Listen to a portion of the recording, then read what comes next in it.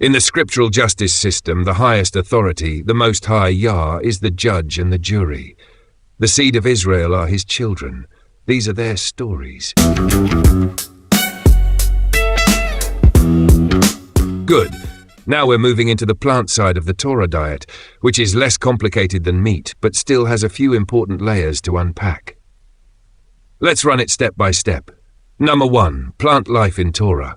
In Genesis 1:29, man's original diet was, open quote, every herb bearing seed, which is upon the face of all the earth, and every tree, in which is the fruit of a tree yielding seed, to you it shall be for meat, close quote. Plants were considered clean as long as they were seed-bearing, grain, fruit, vegetables. After the flood, meat was added, but plant foods never became restricted, except for mixtures and certain pagan uses. Number 2. The general plant rules in Torah. No restriction on specific plants in Leviticus/Deuteronomy, the way animals are listed. Instead, laws revolve around how plants are grown, harvested, and mixed. Leviticus 19:19, Deut 22 verse 9, don't mix seed types in one field. Leviticus 19:23-25, fruit from trees cannot be eaten in the first 3 years.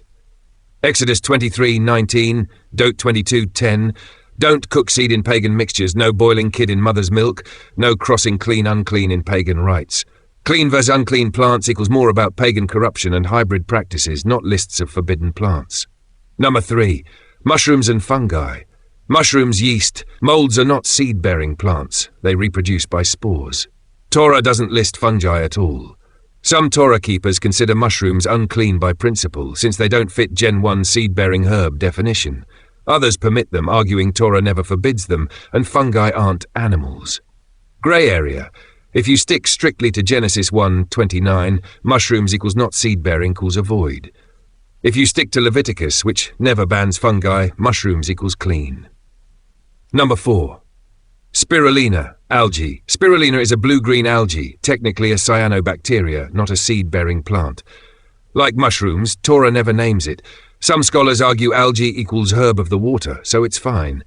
Others say it fails the seed-bearing test, so it may not qualify as true food under Genesis 1:29. Another grey area, not outright forbidden, but not in the original plant blueprint either.